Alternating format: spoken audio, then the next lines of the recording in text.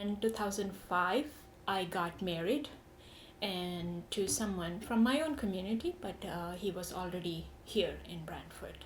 So that's when I had to give up my profession and leave my family and everybody and move to Canada.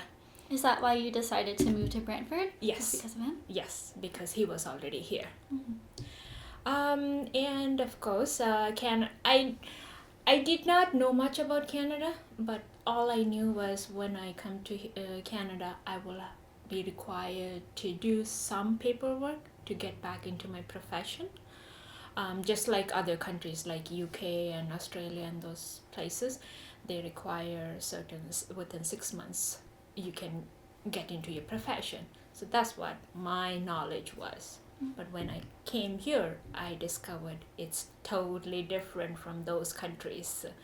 You have to go through, you have to get your credentials assessed, and then mine was assessed, and I figured out that I have to write few papers.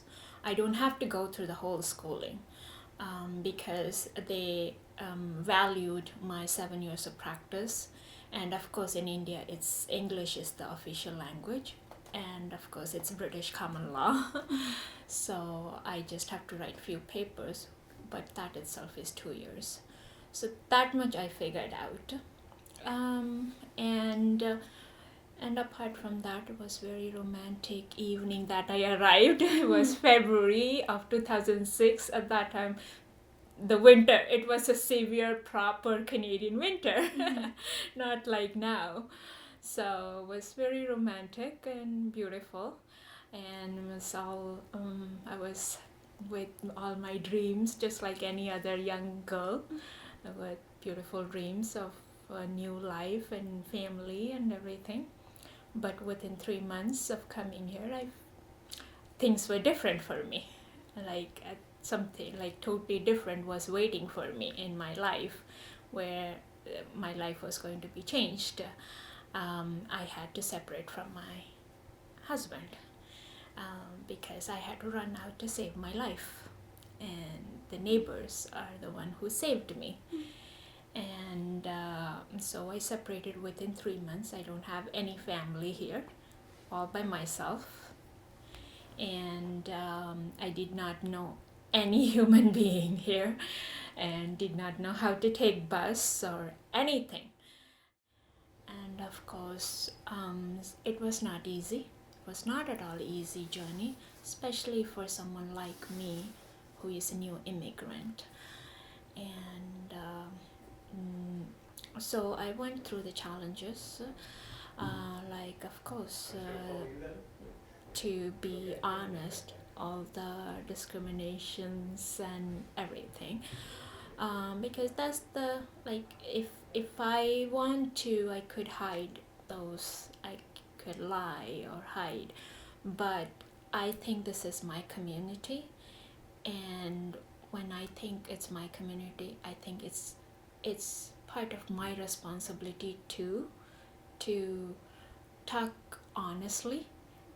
Only then we can build a new community, a new friendly community for our new next generations, right? Because country is changing, and this is a country of immigrants since the beginning. And yes, the color of skin is changing, that's all. So I was also treated, and one of the experience which I never forget was my experience when I had to go to the probation office, because he had to go through the programs, right? And the probation officer, because I had to sign the paper for him, so the probation officer is, this is because of you. This is because of your culture and your religion. And do you even understand English? Do you even understand the law? You just got him to come to this country and get the money, didn't you? And excuse me, I'm like, Okay, I just went through a traumatic event in my life. I don't need this right now. I don't need this crap right. Sorry. I don't, oops. I don't need that right now. So I was like, inside my heart was shaking. I was like beating very hard. But again, my stubbornness. I just sat back, looked into her eyes, and said, "Excuse me, ma'am. I think I am speaking English." And I used to be a lawyer, a practicing lawyer for 7 years. So I can understand law very well. And let me tell you one thing. This is not because of me, not because of my culture or my religion. This is because of abuse. This is because of the abusive person. And abuse has got nothing to do with anybody's culture, anybody's religion. And she did not expect that. She was like, and because she thought I'll be yet another person who will just call up. Like, well, no, she got the wrong person. And that time, what went into my mind is I could take that in two ways. I could take it in a negative way and do all negative things about it, or I could take it in a positive way and think about all those people. Like, I had the advantage of knowing the language and knowing the law and the education, but there are so many people who do not know the language, who cannot even speak for themselves, who does not understand law, who are so scared and who don't have anybody to support them. Think about those people, and maybe there is something here that is indirectly telling me, you know what, you have a potential to do something for them. And that's how I looked at it. And right then I knew what I wanted to do. Like, I knew how I want to move forward in my life here. Okay, I need to do this. I need to take my skills, use it in a positive way for other people. And that's how I started volunteering right from the second month of coming to Canada with YMCA Immigrant Settlement Services. And I had got a job with the call center, and of course call center you in collections. I don't even have to tell. I jokingly tell I learned the other language from there. So yeah, so full time 10 hours per day, 4 days a week at call center, and the rest of the 2 days full time I was volunteering with YMCA Immigrant Settlement Services. And that's where I started getting involved in the community. Because one thing, and this I tell to all the newcomers, is back home everybody know us, because people know me, oh, that's lawyer Anita Menon, or oh, she is Mr. Menon's daughter. People know me very well, but here nobody know me, and I have to make the efforts to make myself available out there so that people can know me.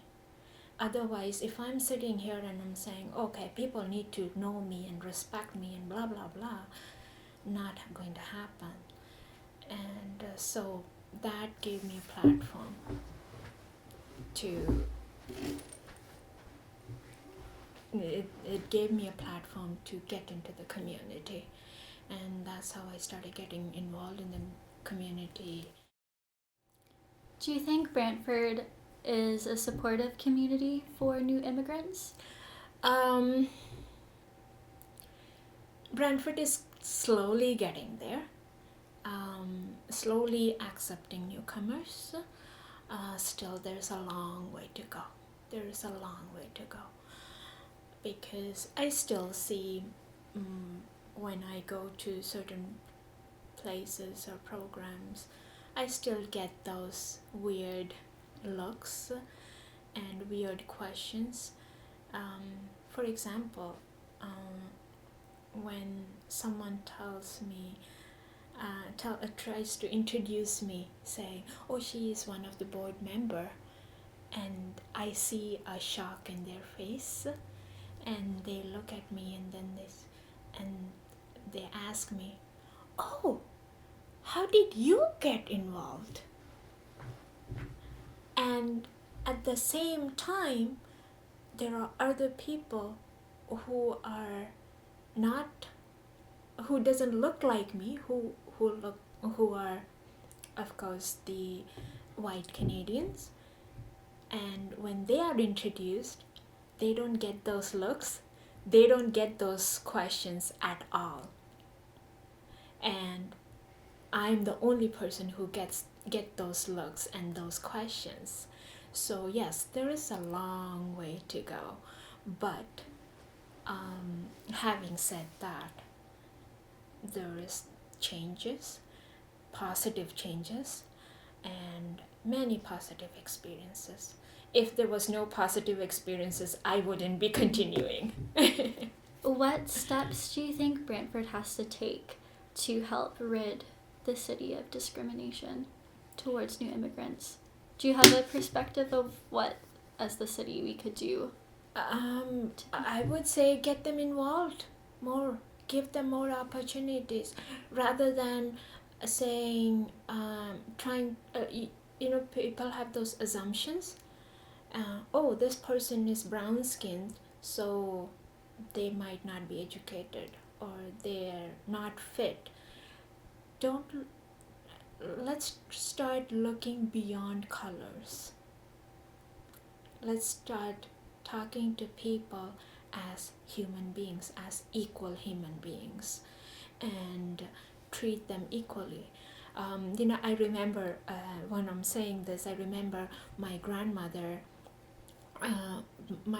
She's no more there, but she used to be a very activist lady in the community. Maybe I got her blood. So she used to work in the community for, back home it's the caste system. Here it's the color and those discrimination, but back home is the caste. So my grandmother used to be involved in the programs where community members were helping the low caste people have a better life and better place to live, make better homes for them, for the homeless. So my grandmother was involved in those programs, and of course she was also involved with the programs with Mahatma Gandhi at that time. So it's fascinating for me when I hear those stories, because for me Mahatma Gandhi is a part of history and I have seen him only in my history books, and my grandmother has seen him in person. I'm like, wow, that's so cool. So that was fascinating, and she told me one incident where to show, like, there was some kind of a public event, meeting, and at that event they were talking about this racism and those kind of things, and one of the activists did a demonstration, and the demonstration, it sounds very like weird, but it makes sense. What he did, he's from upper class, so he called someone from a lower class, and he poked his finger with a small pin and took a drop of blood on a piece of glass, and he poked the other person's finger and took a drop of blood from his finger and mixed both blood, and then asked the people, show me the difference. Can you show me the difference? Which blood is mine and which blood is his? And people were speechless. Basically, with that demonstration, he told there is no difference. Such a powerful statement. Exactly. We are human beings. Let's treat each other as equals. And let's look at each other beyond our races, our background, our color, and treat each other as human beings and give everyone the equal status. Treat everyone equally, give everyone equal positions. And I'm sure if we start opening doors for newcomers, because I see so many committees in the community, so many communities, and to tell you the truth, 99% of the committees are white. I don't see any immigrants represented.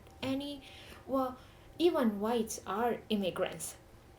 They are also immigrants once upon a time. Every single person is an immigrant once upon a time, right? And people are forgetting that. We all came from somewhere else. It's just the color dynamics are changing, that's all. But we all are the same. And if we can treat everybody and get more diverse people involved, and when I say diverse, it's not just color, it's all type of diversity, because I do see many elder abuse, I do see people of disability. So let's be open, and I think our community will be wonderful. Do you have anything else to add before we leave? The only thing I can say is I love this community. I love Brantford because it's such a small, quiet, and a homely community, and I just hope that we don't lose that charm of this community. We keep our roots, and because our roots are very important, because that's our roots are what tells us where we came from and where can we go, and at the same time we can keep the charm, maintain the charm. And I'm just hoping and praying that I have the strength to continue being part of this community and contributing whichever way I can. I want to personally thank you for being so open and honest and just sharing everything. I really appreciate it. You're welcome.